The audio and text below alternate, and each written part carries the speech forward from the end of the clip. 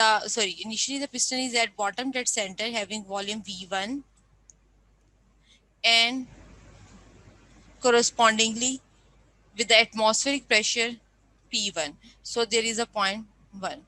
When the piston starts increasing the pressure, the volume should decrease. The piston reaches at the maximum point, that is the top dead center corresponding to the volume V2, and the pressure is P2. So the process 1 to 2 is described as the adiabatic compression process. Hence the law P1 V1 gamma equal to P2 V2 gamma, it should follow. After it reaches at the point 2, the piston, there is a heat addition process. The fuel pump sprays the fuel through the fuel injectors at a constant pressure. So we assume the in the ideal case the process from 2 to 3 remains constant pressure process, but in when we discuss the actual cycle, this does not obey the constant pressure line, it should deviate from this line. So but in the ideal cycle 2 to 3 is the constant pressure cycle. After reaching at point 3, the piston starts moving downward towards the bottom dead center. This is called the, hence we will get some power output. So the stroke 3 to 4 is known as the adiabatic expansion. When it reaches to the bottom dead center, the outlet or the exhaust valve will open and the exhaust will go out and at the constant volume. So the 4 to 1 process is the constant volume heat rejection process. So this is the complete PV diagram for the diesel cycle. When we draw the TS diagram, 1 to 2 is the adiabatic process, so the entropy remain constant. Let's say this is the point 1, S1 is equal to S2. So we will draw this line like this, 1 to 2. At 2 to 3, there is a heat addition process. So the temperature as well as the entropy will increase. So the temperature and entropy will increase from point 2 to 3. 3 to 4, again entropy remains constant like this. And 4 to 1, there is a heat rejection process. The temperature will decrease as well as the entropy will decrease. So the 4 to 1 process should look like this. So this is the complete TS diagram for the diesel cycle. यहाँ तक कोई question है तो please पूछ लें.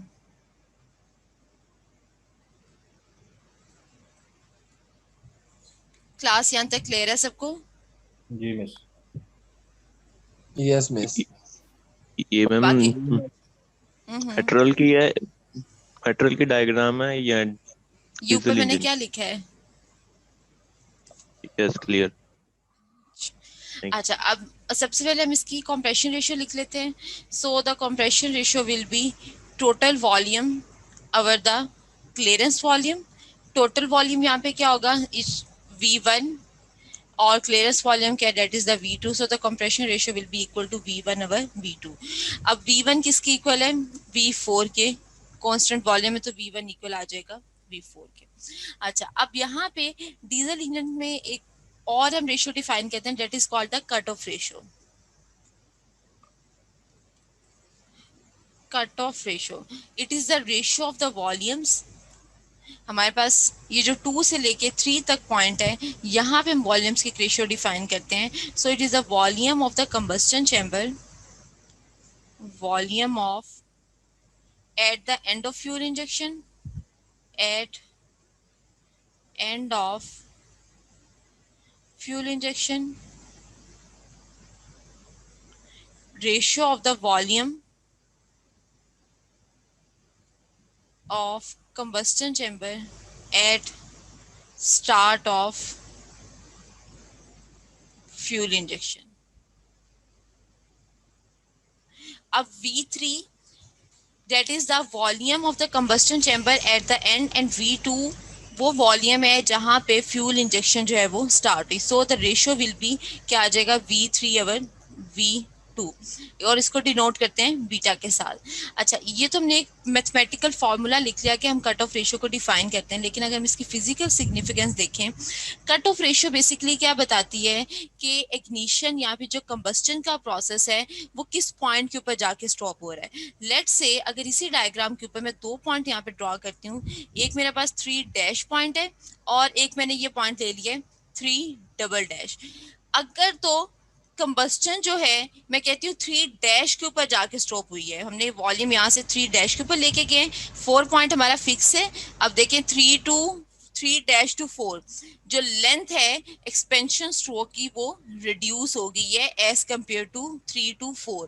It means अगर हम 3 point का वॉल्यूम जो है वो इंक्रीज करते जाएंगे, volume at the end of fuel injection जो है वो इंक्रीज होता जाएगा, या हम सिंपली अदर वर्ड्स में कह सकते हैं if we increase the cut off ratio अगर ज्यादा होती जाएगी तो length of the expansion stroke क्या है वो रिड्यूस होती जाएगी, and due to this reduced length हमारे पास जो नेट पावर आएगी वो क्या होती जाएगी, कम होती जाएगी। ये पॉइंट क्लियर है सबको? क्लास ये पॉइंट क्लियर है? मैम काइंडली ये रिपीट कीजिएगा, ये मैं रिपीट दोबारा कीजिएगा मैम। मैं दोबारा रिपीट कर रही हूँ। कट ऑफ रेशियो हमारे पास क्या है, ये वॉल्यूम्स की रेशियो है जब कंबस्टन स्टार्ट हुई और जब कंबस्टन एंड हो रही है। अगर हम कट ऑफ रेशियो को ज्यादा करते जाएंगे, अब लेट्स से मैंने ये 2 पॉइंट्स आपके सामने ड्रॉ किए, 3 is the optimum point, design condition है जहां पे हमारी कट ऑफ रेशियो के ऊपर एफिशिएंसी मैक्सिमम है। अगर इस कट ऑफ रेशियो से अगर हमने इंक्रीज करके 3 डैश, अगर मैं ये एंड वाला वॉल्यूम V3 इंक्रीज करूंगी तो डेफिनेटली मेरे पास बीटा जो है वो कट ऑफ रेशियो इंक्रीज करेगी। मैंने 3 को किस पॉइंट के ऊपर ले आई हूँ, 3 डैश के ऊपर ले आई हूँ। अब 3 डैश से 4 तक का डिस्टेंस देखो, डिस्टेंस फ्रॉम 3 डैश टू 4 जो है वो कम है डिस्टेंस 3 4 से। इट मीन्स जो स्ट्रोक की लेंथ है, एक्सपेंशन स्ट्रोक, बेसिकली 3 to 4 क्या है, एक्सपेंशन स्ट्रोक है। लेंथ ऑफ एक्सपेंशन स्ट्रोक क्या हो गई है, कम हो गई है। अगर एक्सपेंशन स्ट्रोक की लेंथ कम हो गई है तो इसका क्या मतलब है, हमारे पास नेटवर्क पावर जो है वो क्या हो गई है, रिड्यूस हो गई है। बेसिकली ये जो 3 to 4 ये लेंथ है ये हमारी क्या डिटरमाइन करती है, वर्क डिटरमाइन करिए ना, work output 3 to 4 expansion process है, तो वर्क पावर आउटपुट जो है वो बता रही है। तो अगर पावर कम हो गया तो एफिशिएंसी क्या हो जाएगी, रिड्यूस हो जाएगी। क्लियर है ये पॉइंट सबको? तो मैम मैम हम यहाँ पे लिख रहे हैं eight the end of fuel injection. ऊपर आप जब 3 और 3 डैश का जिक्र कर रही हैं तब आप कंबस्टन का बता रहे हैं। मैम दोनों एक ही हैं या इसमें डिफरेंस मैं है? मैं बताती हूँ। अब देखो इंजेक्शन और कंबस्टन फ्यूल डिफरेंट नहीं इंजेक्शन हो गए? कहाँ पर फ्यूल इंजेक्शन कहाँ पे हो रही है, कंबस्टन चैम्बर के अंदर हो रही है। Yes ma'am.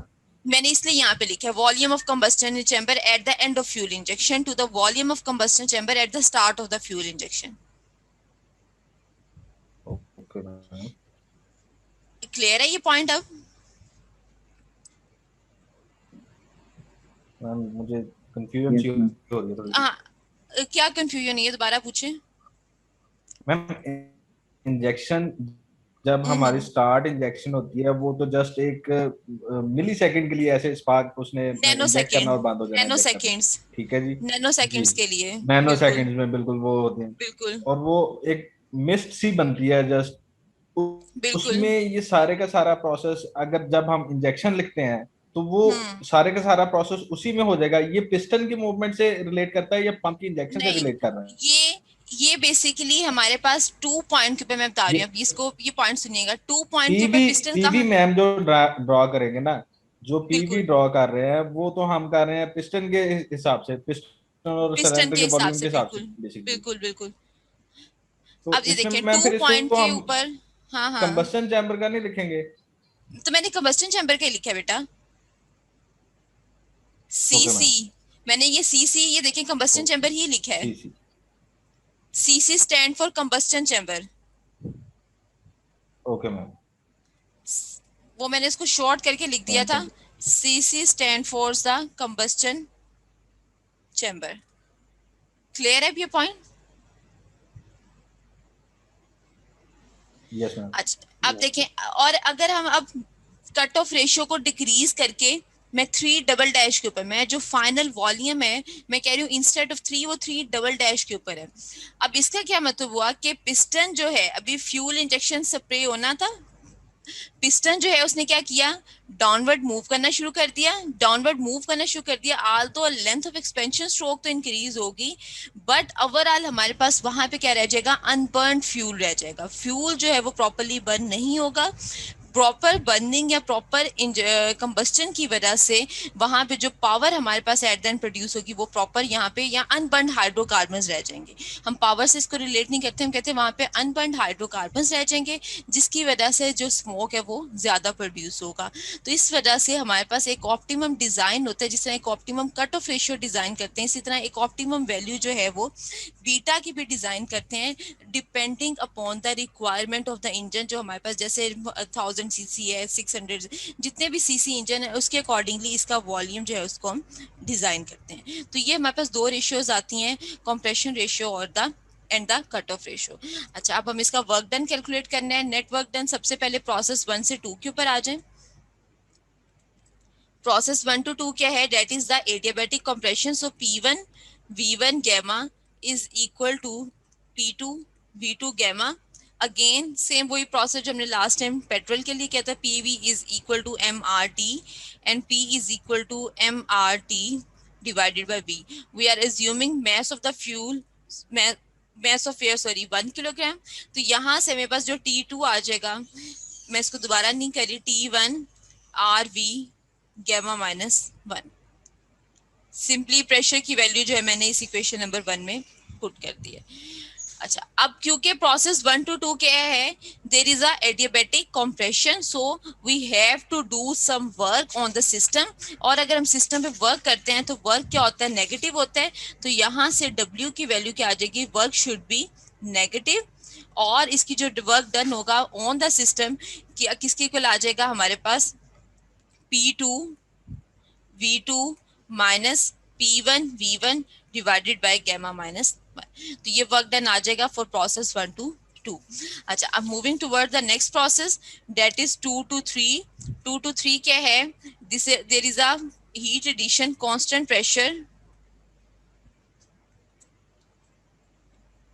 Constant pressure heat addition.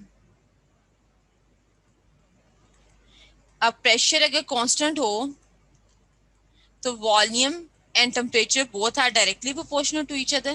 So we can write V2 by T2, V3 by T3।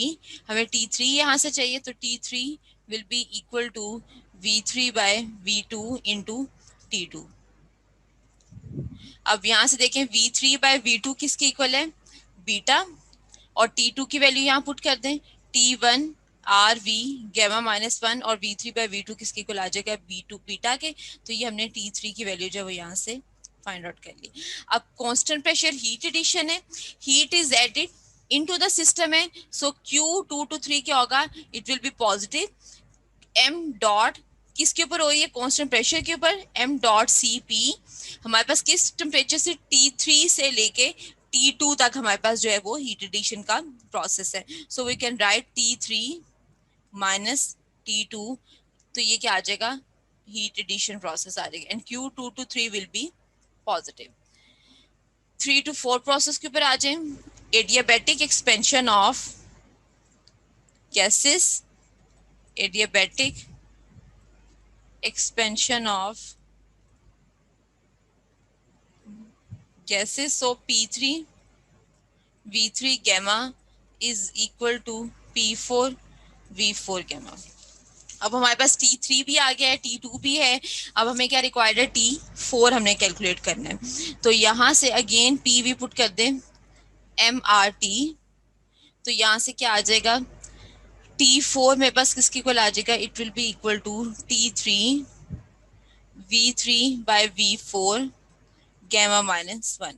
हमने ऊपर लिखा था V3 V4 किसकी इक्वल है? V1 की इक्वल है। तो V4 की जगह पे V1 पुट करते हैं gamma -1।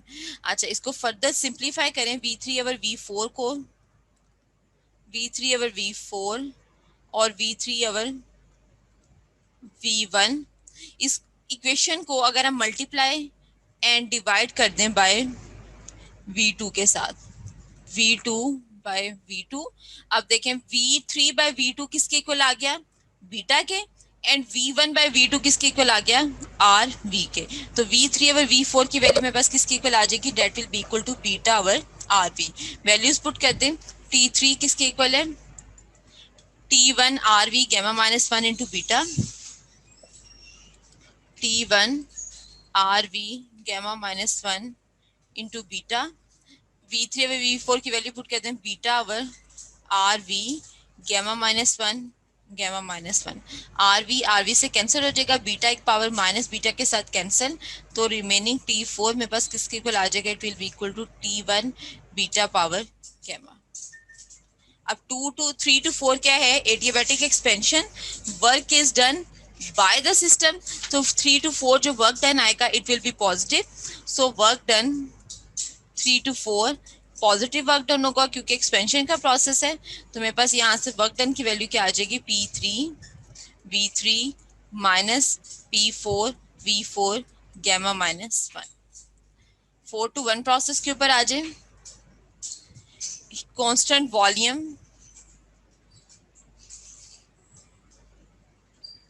Heat rejection process, volume constant हो तो pressure is directly proportional to temperature. So यहाँ से हमारे पास, क्योंकि ऑलरेडी हमने P4 अगर निकालना हो, फर्दर कोई पैरामीटर रिक्वायर्ड है तो हम यहाँ से फाइंड आउट कर सकते हैं, T4 हमने यहाँ से निकाल लिया। अच्छा, अब यहाँ पे कांस्टेंट वॉल्यूम हीट रिजेक्शन है, तो Q4 to 1 क्या आएगा, heat is rejected from the system, so Q4 to 1 will be negative. So यहाँ से मेरे पास कांस्टेंट वॉल्यूम के ऊपर हो रहा है MCV T4 माइनस T1, तो ये Q4 to 1 हमने यहाँ से ये निकाल लिया। क्लास यहाँ तक क्लियर है सबको?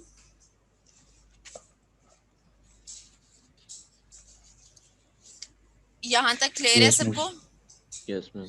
ठीक है, अब हमने क्या निकालना है, नेट वर्क डन निकालना है। अब इस साइकिल में देखें वर्क डन कहाँ से कहाँ तक हो रहा है, 1 से 2 नेगेटिव वर्क डन, 2 से 3 positive work done, 3 to 4 again positive work done, 4 to 1 work done क्या होगा, 0 होगा क्योंकि कांस्टेंट वॉल्यूम के ऊपर है। तो मेरे पास साइकिल का वर्क 1 से 2, 2 से 3 एंड 3 to 4 जो है वो साइकिल का कंप्लीट वर्क डन है। So can I right W net work is equal to work done 2 to 3 positive, work done 3 to 4 भी positive, minus work done 1 to 2, because 2 to 3 constant pressure के ऊपर है, 3 to 4 adiabatic expansion है और 1 to 2 जो है वो compression है, तो इसकी वजह से work done क्या होगा, नेगेटिव होगा।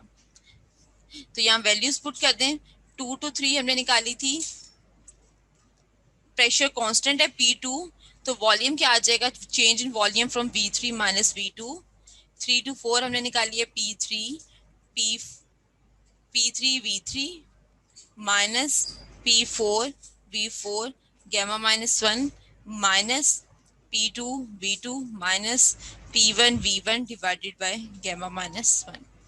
तो ये क्या आ जाएगा, W नेटवर्क डन।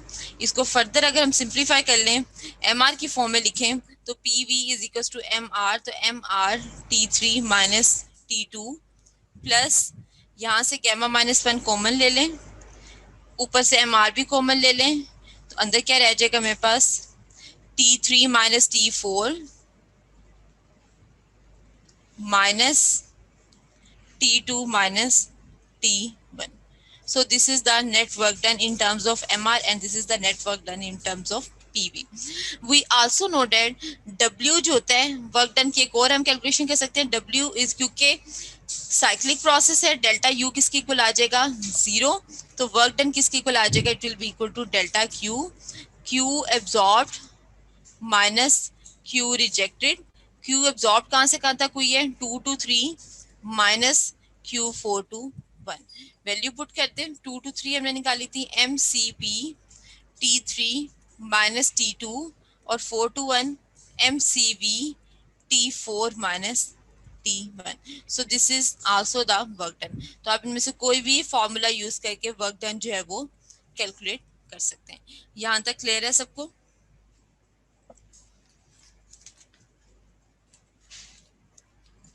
क्लास यहाँ तक क्लियर है सबको? Yes.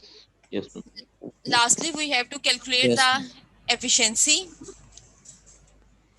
We know the efficiency is equals to W over Q absorbed, that is Q 2 to 3, value put कर दें MCP T3 minus T2 minus MCV T4 minus T1 divided by MCB T3 minus T2। तो यहाँ से efficiency किसकी equal आ जाएगी, 1 minus M से cancel हो जाएगा, C V over C P T4 minus T1 divided by T3 minus T2। We know that Cp और Cv किसके इक्वल होता है, गैमा के। तो Cv और Cp किसके इक्वल आ जाएगा, 1 over gamma. 1 minus 1 over gamma, value put करते हैं टेम्परेचर्स की जो हमने कैलकुलेट की थी। T4 हमारे पास था T1 beta power gamma, T1 beta power gamma minus T3 की हमने वैल्यू निकाली थी T1 R B gamma -1 into beta, और T2 होता है T1 R B gamma -1। Common ले लें, 1 माइनस 1 ओवर गैमा, T1 ऊपर से कॉमन आ जाएगा तो अंदर क्या रह जाएगा, बीटा पावर गैमा -1। नीचे से देखें कॉमन आ जाएगा T1 आर वी गैमा -1, तो अंदर रह जाएगा बीटा -1। तो T1 से कैंसिल हो जाएगा। So efficiency will be equal to 1 minus 1 over gamma RV gamma -1 beta power gamma -1 into beta -1. So this is the efficiency of diesel cycle. Again, if we compare it with the Carnot cycle, the efficiency of Carnot cycle depends only the two temperature difference, maximum and the minimum temperature. But you can see clearly from the formula as well as from the formula of the petrol cycle, the efficiency depends on many other parameters. बहुत clear example अगर हम देखें कि अगर हम एक engine design कर रहे हैं और इंजन के अंदर सिर्फ और सिर्फ हम एक पैरामीटर को कंसीडर करें कि हमने इंजन के अंदर जो माइलेज जो है वो अच्छी अचीव करनी है, फ्यूल कंजम्पशन कम से कम करनी है। फ्यूल कंजम्पशन को कम से कम करते हुए हमारी कॉस्ट जो है वही इंजन जो 50,000 का बन रहा था वही इंजन जो वो लाखों में चला जाए, तो हम कभी भी उस चीज को प्रेफर नहीं करते। तो जब भी हम डिजाइन की बात करते हैं, so there is not only the one parameter, एक पैरामीटर को कंसीडर करते हुए हम कभी भी सिस्टम को डिजाइन नहीं कर सकते। जब तक सारे के सारे पैरामीटर्स हमें एक ऑप्टिमम कंडीशन या एक ऑप्टिमम रिजल्ट्स प्रोवाइड नहीं करते तो हमारा डिजाइन जो है वो सूटेबल नहीं होता। इसी तरह इंजन की भी जब हम बात करते हैं तो इंजन के अंदर सिर्फ और सिर्फ एक थर्मल एफिशिएंसी एक इंपॉर्टेंट पैरामीटर नहीं है, there are so many other parameter. उसकी फ्यूल कंजम्पशन है, पावर है, उसका एग्जॉस्ट का पैरामीटर्स है, उसके इनटेक के पैरामीटर्स है, उसका साइज है, कॉस्ट है। तो ये सारे के सारे जब तक पैरामीटर्स को हम कंसीडर नहीं करते तो हम एफिशिएंसी को इंक्रीज करें तो एफिशिएंसी इंक्रीज करना जो है वो बिल्कुल भी हमारे पास यूजफुल नहीं होगा। So this is all about the diesel engine, और in fact this is all about the gas power cycle, जिसमें हमने 3 साइकिल्स को डिस्कस किया है, कार्नट, डीजल एंड पेट्रोल। यहाँ तक कोई क्वेश्चन है तो प्लीज पूछ लें।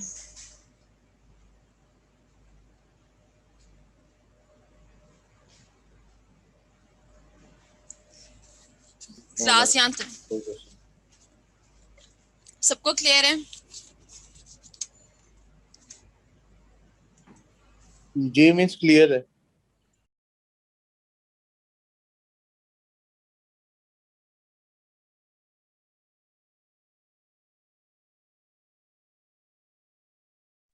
चलें अब एक प्रॉब्लम डिस्कस करते हैं।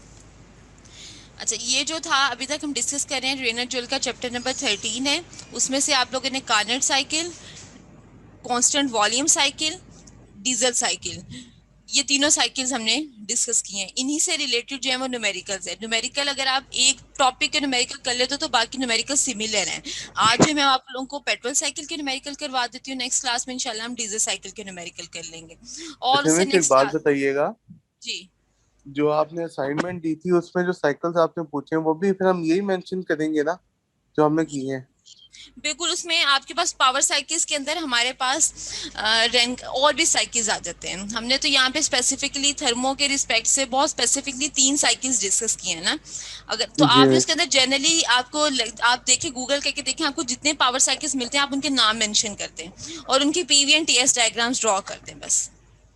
अच्छा ठीक है, जितने भी हैं मतलब उतने ही करते हैं उसके अंदर। लाइक हमारे पास रेनकाइन साइकिल आ जाता है, स्टीम पावर साइकिल आ जाते हैं। ऐसे ही है, वो में से बुक में लिखे हुए हैं ना, जो उनके बिल्कुल, ना बुक के अंदर भी चैप्टर 11 के लिखे बिल्कुल, हुए होते हैं। बिल्कुल बुक के चैप्टर के स्टार्ट में भी मेंशन किए हुए हैं।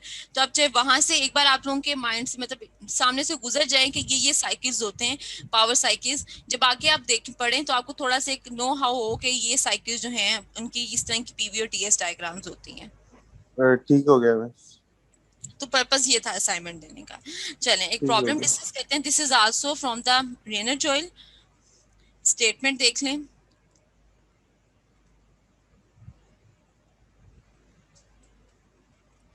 An engine works on constant volume cycle. It has a bore of 80 mm and stroke of 85 mm. The clearance volume of engine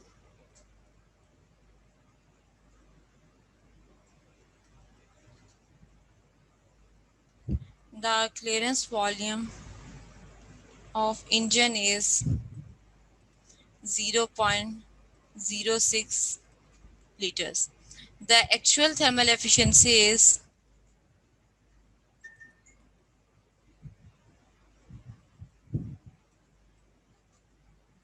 22%.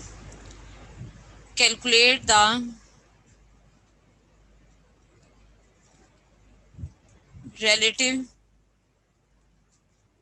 thermal efficiency.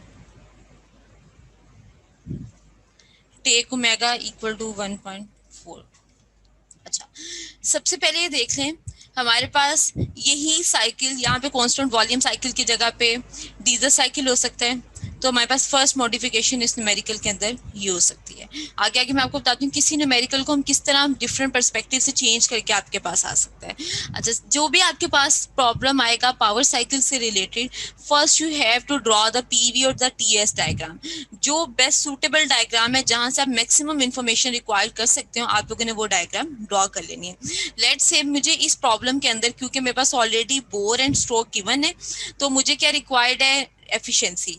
अब मुझे पता है आइडियल एफिशिएंसी पेट्रोल साइकिल की किसके इक्वल होती है, 1 - 1/, R V gamma -1, compression ratio power gamma -1। और मुझे पता है कॉम्प्रेशन रेशियो किसके इक्वल होता है, total volume over the clearance volume. और टोटल वॉल्यूम जो है वो सम है स्वेप्ट प्लस क्लियरेंस वॉल्यूम का। अब यहाँ पे प्रॉब्लम के अंदर मेरे पास क्लियरेंस वॉल्यूम तो गिवन है। अगर मैं स्वेप्ट वॉल्यूम निकाल लेती हूँ तो मैं कॉम्प्रेशन रेशियो आ जाएगी, कॉम्प्रेशन रेशियो आ जाएगी तो आइडियल एफिशिएंसी जो है वो फाइंड आउट कर लेंगे। जब आइडियल एफिशिएंसी आ जाएगी तो रिलेटिव एफिशिएंसी हमें पता है किसके इक्वल होती है, it is the ratio of the actual efficiency divided by ideal efficiency, ये हमारे पास आ जाएगी। अच्छा, so first step is we have to draw the PV diagram. हम यहाँ पे इसकी volume axis, pressure axis, V1 V2 1 to 2 2 to 3 3 to 4 and 4 to 1, तो ये हमारे पास इसकी पीवी डायग्राम आ गई। अच्छा, अब सबसे पहले हमने क्या निकालना है, स्वेप्ट वॉल्यूम निकालना है। अब यहाँ पे देखें क्वेश्चन के अंदर उसने आपको क्या बताया है कि it has a bore of 80 mm and stroke of 85 mm। हाँ जी, can anyone describe what is meant by bore and stroke? कोई बता सकता है बोर क्या होता है, स्ट्रोक क्या होता है?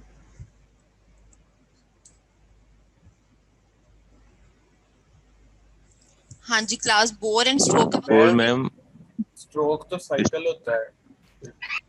साइकिल, साइकिल होता है। जी मैम, जो उसके अंदर परफॉर्म हो रहा था इंजन के अंदर। बोर में वो डायमीटर सिलेंडर का कह सकते हैं हम।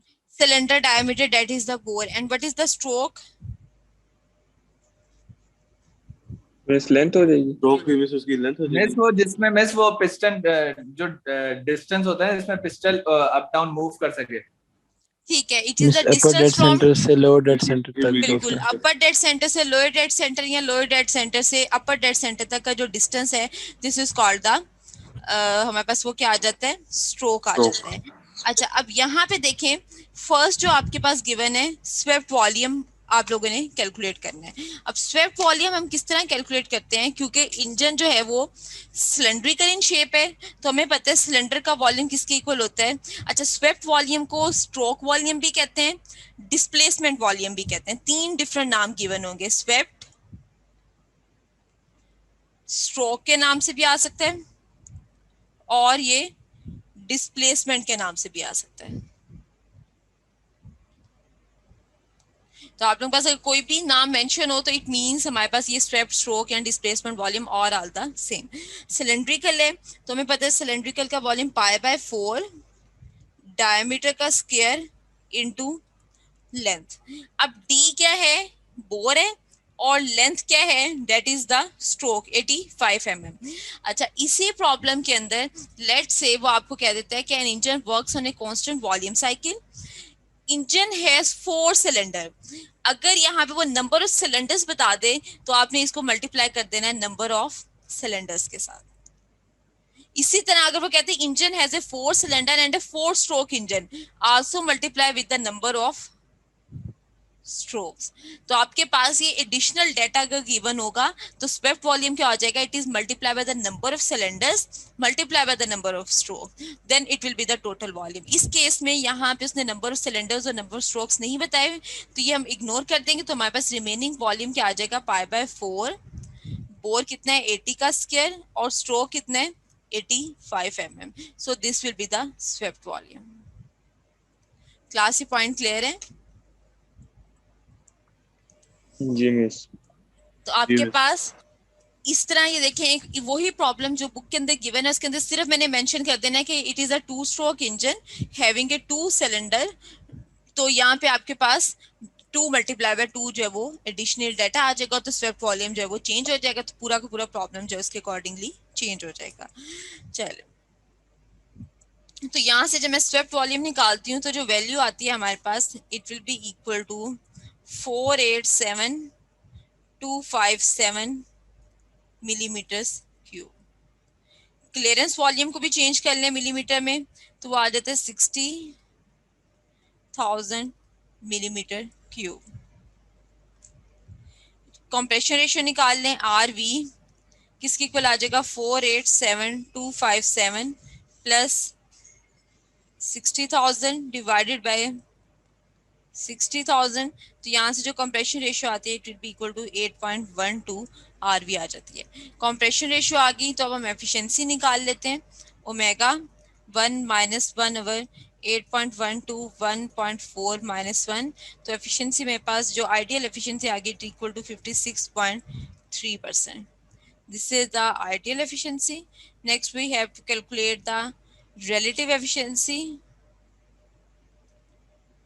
एक्चुअल एफिशिएंसी क्वेश्चन में गिवन है 22% है, तो 0.22 हो जाएगा। 56% 0.563, तो that will be equal to 0.388 पर इक्वल टू 38.8% जो है, this is the relative efficiency of this cycle. Problem clear है सबको? जी मिस, ठीक है। चलिए नेक्स्ट प्रॉब्लम के ऊपर आ जाएं।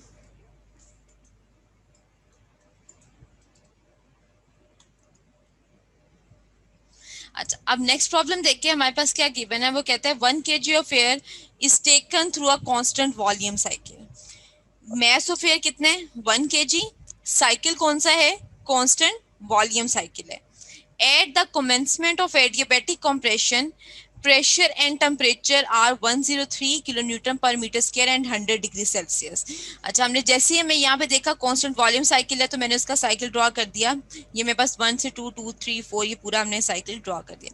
पहले देखें, सबसे पहले उसने क्या बताया, कहते हैं कि जैसे ही एडियाबैटिक कंप्रेशन स्टार्ट हुई है तो टेम्परेचर कितना है 100। इट मीन्स 0.1 का टेम्परेचर मेरे पास कितना आ जाएगा 100 डिग्री सेल्सियस, और कोरस्पॉन्डिंगली इसका प्रेशर कितना आ जाएगा 103 किलो न्यूटन पर मीटर के। तो ये P1 आ गया और T1 हमने यहाँ पे ये मेंशन कर दिया। अच्छा, उसके बाद the adiabatic compression has a volume ratio 6:1।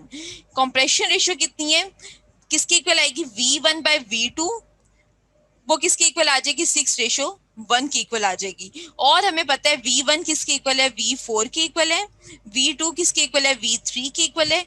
तो हमने V1/V2 किसके इक्वल आ जाएगा, it will be equal to V4/V3, और ये रेशियो किसके इक्वल आ जाएगी, this will be equal to 6। Clear है ये पॉइंट सबको?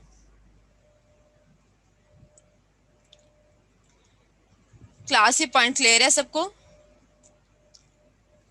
जी मिस। बाकी सब सो गए? No ma'am. नहीं मैं जाग रहा चले, the maximum pressure of the cycle is 3.4 mega newton पर मीटर स्क्वायर। अब देखें इस साइकिल में 1 से 2 कंप्रेशन हुई, कंप्रेशन के बाद कांस्टेंट वॉल्यूम के ऊपर हीट एडिशन हुई, जब तक कहाँ तक हुई, 0.3 तक। तो मैक्सिमम प्रेशर किस पॉइंट का होगा, 3 पॉइंट के कोरस्पॉन्डिंगली जो प्रेशर होगा that will be the maximum pressure. तो P3 किसके इक्वल आ जाएगा, P मैक्सिमम के, and that is equal to 3.45 mega newton पर मीटर स्क्वायर। नेक्स्ट वो कहते हैं डिटरमाइन द, फाइंड आउट आप लोगों ने क्या क्या करना है, pressure, temperature and volume at each point of the cycle. अब साइकिल के हर पॉइंट का प्रेशर, वॉल्यूम और टेम्परेचर। अब देखें सबसे पहले V1 हमने रिक्वायर्ड है, P1 ऑलरेडी गिवन है, T1 भी गिवन है, तो पॉइंट 1 के लिए हमें क्या रिक्वायर्ड है, ओनली V1। इसी तरह 2 पॉइंट के ऊपर देखें, 2 पॉइंट का हमारे पास ना तो प्रेशर गिवन है, P2 भी हमें रिक्वायर्ड है, T2 भी हमें फाइंड आउट करना है, और V2 भी हमें फाइंड आउट करना है। अब 3 पॉइंट के ऊपर आ जाएं, 3 पॉइंट का वॉल्यूम जो है वो 2 पॉइंट की इक्वल आ जाएगा, तो जब हम V2 फाइंड आउट करेंगे तो वो किसके इक्वल आ जाएगा, V3 के इक्वल आ जाएगा। P3 हमें गिवन है, फाइंड आउट हमने क्या करना है, T3 जो है वो हमने फाइंड आउट करना है। इसी तरह पॉइंट 4 का वॉल्यूम पॉइंट 1 के इक्वल है, तो V1 फाइंड आउट करेंगे तो that will be equal to V4। Find out क्या करना है, T4 फाइंड आउट करना है, और P4 जो है वो हमने फाइंड आउट करना है। तो ये साइकिल के कंप्लीट पैरामीटर्स फाइंड आउट करने हैं। उसके बाद बी पार्ट में क्या फाइंड आउट करना है, heat transfer to the air. कहाँ से कहाँ तक हीट ट्रांसफर हुई है, 2 से लेके 3 तक जो प्रोसेस है that is the heat transfer to the air. और हीट रिजेक्टेड कहाँ से हुई है, 4 जो process that is heat rejected. So this is Q out and this is Q in. Net work कहाँ से कहाँ तक आएगा, 1 से 2, 3 to 4 पॉजिटिव होगा, और 2 से 1 क्या होगा, नेगेटिव होगा। और finally we have to calculate the ideal efficiency. Problem statement clear है सबको? जी मिस। जी मिस। अच्छा, यही साइकिल एज इट इज आप लोगों के पास डीजल के लिए आ सकता है। सिमिलरली जिस तरह हम इसके पैरामीटर्स फाइंड आउट करेंगे, सेम वही प्रोसेस हम डीजल साइकिल के लिए भी आ सकता है। अच्छा, अब सबसे पहले आ जाए प्रोसेस 1 से 2 के ऊपर। 1 से 2 प्रोसेस क्या है, P1 V1 gamma is equal to P2 V2 gamma. तो P2 यहाँ से किसके इक्वल आ जाएगा, P1 V1 power divided by V2 power gamma. मैं आप लोगों के सामने कर देती हूँ स्टेप बाय स्टेप, इजी हो जाए आप लोगों के लिए भी। चले यहाँ पैरामीटर्स लिख लें। P1 मेरे पास गिवन था 103 किलो न्यूटन पर मीटर स्क्वायर। T1 100 है, 100 प्लस 273 किसकी इक्वल आ जाएगा, 373 केल्विन। टेम्परेचर को हमेशा केल्विन में चेंज कर लेना है। और P3 हमारे पास गिवन है 3.45 मेगा न्यूटन पर मीटर स्क्वायर। यूनिट्स का खास ख्याल रखना है। अच्छा, आर की वैल्यू हमारे पास गिवन है 0.287 किलो जॉल पर केजी इंटू केल्विन, और गैमा गिवन है 1.4 के। कंप्रेशन रेशियो गिवन है 6:1।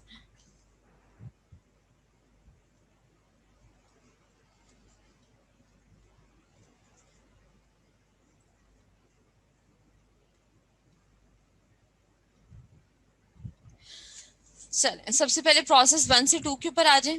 1 से 2 प्रोसेस क्या है, P1 V1 gamma equal to P2 V2 gamma.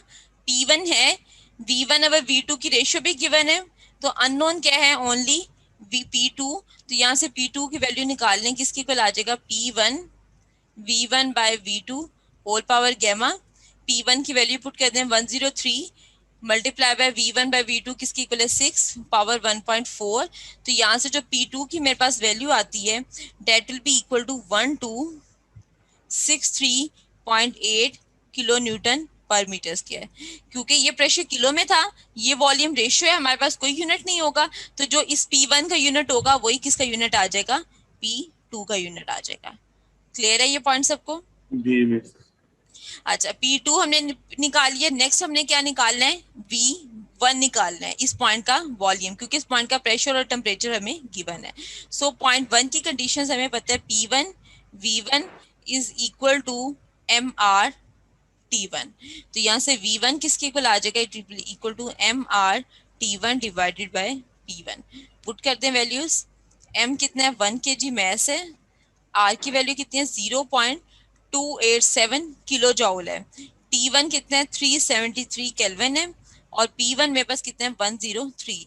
अब मैंने इस P1 को किलो न्यूटन से चेंज नहीं किया, क्योंकि R की वैल्यू भी किलो में थी और ये भी किलो में थी, तो ये किलो जॉउल, ये किलो इस किलो के साथ कैंसिल आउट होके हमारे पास नेट इफेक्ट जो आ जाएगा वो किस में आ जाएगा, मीटर्स क्यूब में आ जाएगा। तो यहाँ से जो वॉल्यूम V1 आता है मेरे पास, वो आता है 1.039 मीटर क्यूब। अक्सर स्टूडेंट्स यहाँ पे मिस्टेक करते हैं, आर की वैल्यू को किलो जॉल में चेंज से जॉल में चेंज नहीं करते, प्रेशर को जॉल में चेंज कर देते हैं। तो यहाँ से सारा प्रॉब्लम जो है वो यहाँ से वॉल्यूम की वैल्यू जो है बहुत बड़ी आ जाती है। तो यहाँ से आप लोगों ने ख्याल रखना है कि अगर आर की वैल्यू आपके पास जॉल में गिवन है, यहाँ पे किलो जॉल में गिवन है। अच्छा, अब V1 आ गया, P2 हमने निकाल लिया, अब हम V2 निकाल लेते हैं। हमें पता है V1 bye ratio V2 equal to 6 है, तो V2 यहाँ से किसकी इक्वल आ जाएगा, it will be equal to V1 by 6। तो 1.039 डिवाइडेड बाय 6, तो V2 की जो वैल्यू आती है मेरे पास 0.17 मीटर क्यूब। तो ये हमने क्या निकाल दिया, V2। अब आपने देखना है कि आपका प्रॉब्लम ठीक जा रहा है या नहीं जा रहा। V1 लार्जर आना चाहिए था, V2 स्मॉलर आना चाहिए था। V1 लार्जर है, V2 स्मॉलर है। P1 से P2 प्रेशर जो है वो ज्यादा आना चाहिए। P1 प्रेशर है 103, P2 प्रेशर क्या है 1263। इट मींस हमारा प्रॉब्लम ठीक है। अब P3 प्रेशर जो वो P2 से ज्यादा आना चाहिए, वो प्रेशर क्या है 3.45 मेगा न्यूटन, वो उससे ज्यादा है। तो इट मींस यहाँ पे हमारे अभी तक प्रॉब्लम के जो पैरामीटर्स आ रहे हैं वो ठीक आ रहे हैं। क्लियर है क्लास यहाँ तक सबको? जी मिस। अच्छा, अब हमने क्या निकालना है, T2 निकालना है। T2 we know that T1 RV gamma -1। T1 कितना है 373, RV किसकी इक्वल है 6, 1.4 -1। तो यहाँ से T2 की जो वैल्यू आती है डेट इज 762 केल्विन और 489 डिग्री सेल्सियस। तो हमने T2 भी निकाल लिया। अब T2 के बाद अब हम आ जाते हैं, हमारे पास देखें पॉइंट 2 के सारे पैरामीटर्स आ गए, P2 भी आ गया, V2 भी आ गया और T2 भी आ गया। Now moving towards the point 3। Point 3 V2 किसके इक्वल आ जाएगा, V3 के। P3 भी गिवन है, only we have to calculate the temperature of the point 3। T3 हमने निकालना है। सो वॉल्यूम कांस्टेंट है, V2 equal to V3। So pressure is directly proportional to temperature, so P3 by T3, P2 by T2। हमें यहाँ से क्या चाहिए, T3 चाहिए। T3 will be equal to P3 by P2 into T2। Values put कर दें। P3 की value क्या है, 3.45 मेगा न्यूटन 10⁻⁶। P2 की वैल्यू क्या है, 1263.8 किलो न्यूटन 10⁻3।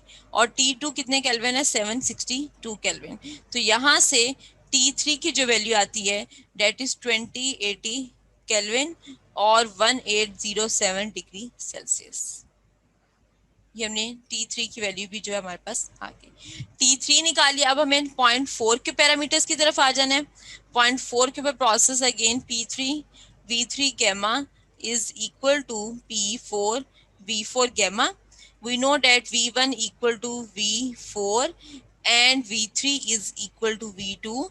So यहाँ से P4 किसके इक्वल आ जाएगा, it will be equal to P3 V3 by V4 power gamma.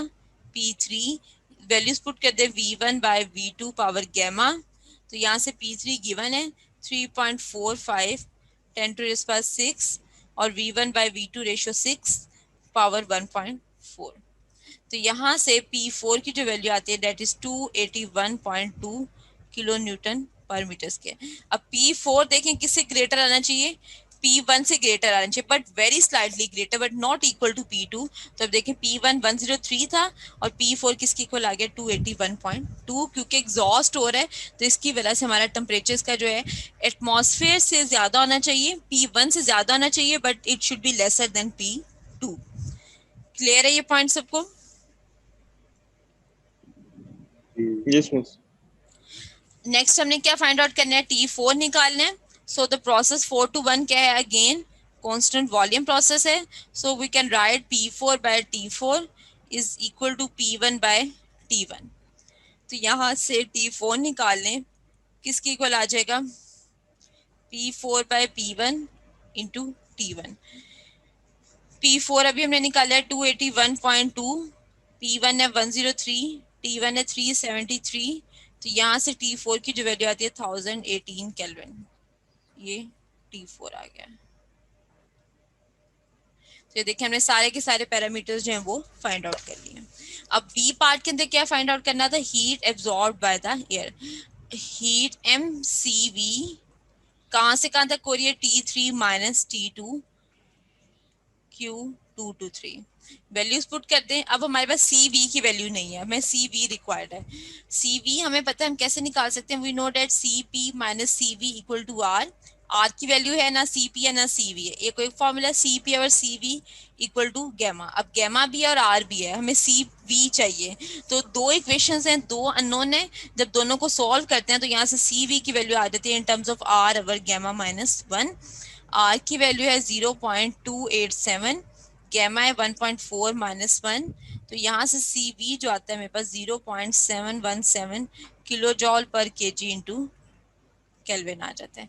सो यहाँ वैल्यू पुट कर दें, MCV, M कितना है 1 kg, CV 0.717, T3 अभी हमने निकाला 2080 और T2 हमने निकाला 762। तो Q223 आता है 945 किलो जॉल। ये Q223 आ गया हमारे पास। सी पार्ट के अंदर क्या निकालना है, heat rejected 4 to 1 MCV T4 minus T1 1 kg 0.717, T4 है 1018, T1 है 373। तो Q421 आ जाता है 462.5 kilo जॉल।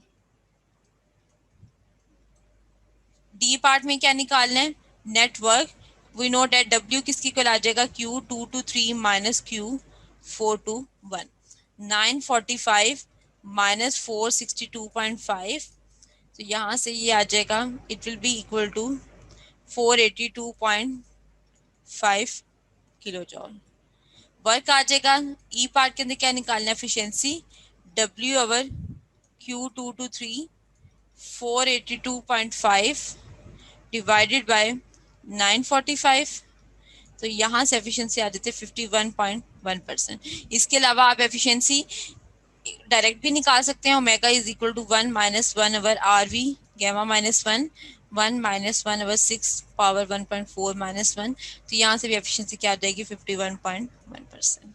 So this is all about the problem related to the petrol cycle. यहाँ तक कोई क्वेश्चन है तो प्लीज पूछ लें।